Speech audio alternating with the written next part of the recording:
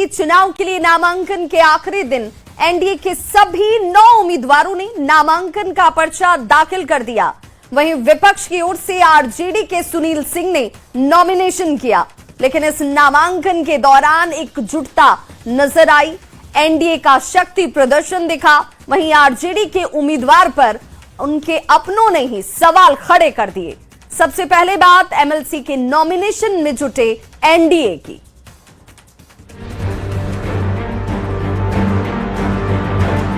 बिहार विधानसभा का मुख्य गेट पर खड़े होकर विक्ट्री साइन दिखाते एनडीए के नेता। तस्वीरें विधान परिषद चुनाव के लिए नॉमिनेशन के बाद की। पार्टी ने जो उस पर विश्वास किया है, भरोसा किया है, उसके लिए धन्यवाद। एमएलसी चुनाव के लिए नामांकन के आखिरी दिन एनडीए के सभी 9 उम्मीदवारों ने नामांकन का पर्चा दाखिल कर मजबूत और एकजुट एनडीए का संदेश दिया। बीजेपी से भोजपुरी फिल्मों के पावर स्टार पवन सिंह, संजय मयूख, अनिल कुमार ठाकुर और शीला पंडित ने नामांकन किया, तो दूसरी तरफ जेडीयू से नीतीश कुमार के बेटे और बिहार के स्वास्थ्य मंत्री निशांत कुमार, भारती मेहता, शिवरानी देवी प्रजापति और ललन प्रसाद ने पर्चा दाखिल किया। जबकि चिराग पासवान की लोक जनशक्ति पार्टी रामविलास से अशरफ अंसारी ने नामांकन दाखिल किया। नॉमिनेशन के दौरान एनडीए के सभी दलों के दिग्गज नेताओं का महाजुटान रहा।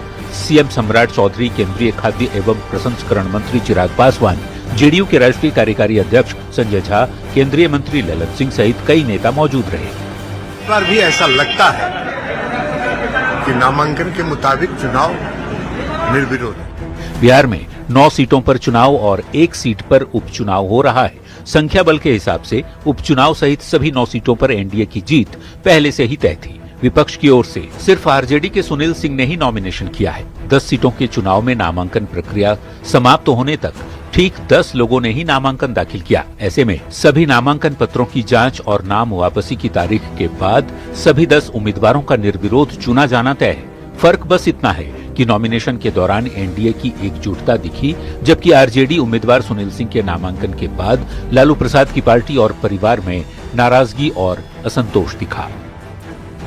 न्यूज 18 के लिए पटना से शैलेंद्र कुमार, अमित कुमार और विनीता मिश्रा के साथ ब्यूरो रिपोर्ट।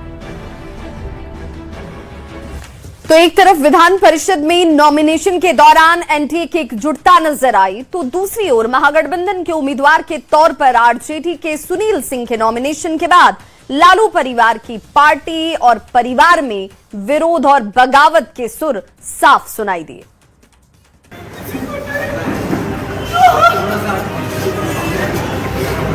मैं 4 रात सो नहीं पाया। मैं आज राष्ट्रीय जनता दल के SC/ST प्रकोष्ठ के राष्ट्रीय अध्यक्ष से मैं आज इस्तीफा दे रहा हूं। आंखों में आंसू और भर्राए गले से अपनी बात रखते ये हैं पूर्व मंत्री और आरजेडी के नेता शिवचंद्र राम। इस प्रेस कॉन्फ्रेंस के पहले तक शिवचंद्र राम राष्ट्रीय जनता दल के SC/ST प्रकोष्ठ के अध्यक्ष भी थे, लेकिन अब उन्होंने आरजेडी के सभी पदों से इस्तीफा दे दिया है। और मैं आज राष्ट्रीय जनता दल के SC/ST प्रकोष्ठ के राष्ट्रीय अध्यक्ष से मैं आज इस्तीफा दे रहा हूं। शिवचंद्र राम ने पार्टी के शीर्ष नेतृत्व पर वादा खिलाफी का आरोप लगाया है कि हमारे साथ वादा खिलाफी की गई। सुनील सिंह को आरजेडी से एमएलसी उम्मीदवार बनाए जाने से लालू प्रसाद की पार्टी और परिवार दोनों में बगावत के सुर उठने लगे। शिवचंद्र राम के इस्तीफा देने से पहले ही पिता लालू प्रसाद को किडनी डोनेट करने वाली उनकी बेटी रोहिणी आचार्य ने सोशल मीडिया पर पोस्ट लिखकर नाराजगी जता चुकी है।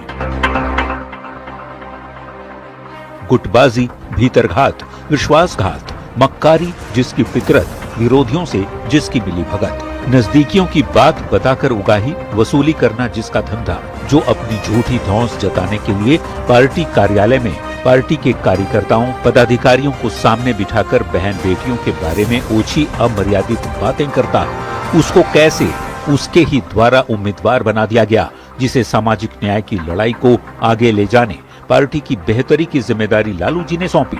समर्पित निष्ठावान कार्यकर्ताओं, नेताओं का टोंटा पड़ गया क्या? ऐसे ही लोगों की वजह से वर्षों से मजबूती के साथ खड़े कार्यकर्ताओं समर्थकों में विक्षोभ असंतोष भी है और ऐसे ही लोगों की वजह से हुआ नुकसान भी दिख ही चुका है बीते वर्ष के नवंबर के महीने में। हालांकि सुनील सिंह ये कहकर बचने की कोशिश करते दिखे कि वो रोहिणी आचार्य की बहुत इज्जत करते हैं, वो पार्टी की नेता हैं और उनका सम्मान है। उनके प्रति मेरा पूरा सम्मान है, रोहिणी जी के प्रति मेरा पूरा सम्मान है। अब सुनील सिंह भले ही रोहिणी की नाराजगी पर गोलमोल जवाब देकर बचने की कोशिश करें, विरोधियों को तो निशाना साधने का मौका मिल ही गया है। इससे स्पष्ट है कि आरजेडी में समर्पित कार्यकर्ताओं की उपेक्षा हो रही है। अब भूलकर तेजस्वी यादव जी सामाजिक न्याय का धज्जिया उड़ाते हुए लुटेरा और जो पैसे के बल पे टिकट ले लिया। हालांकि कांग्रेस इसे आरजेडी का आंतरिक मामला बता रही है और यादव जी के परिवार के आंतरिक मामलों से हमारा कोई लेना देना नहीं है। सवाल है कि सरकार को घेरने की तैयारी में जुटा आरजेडी खुद अपने घर की लड़ाई से कब तक जूझता रहेगा। न्यूज़ 18 के लिए पटना से रवि एस नारायण, अमित कुमार और धर्मेंद्र कुमार के साथ।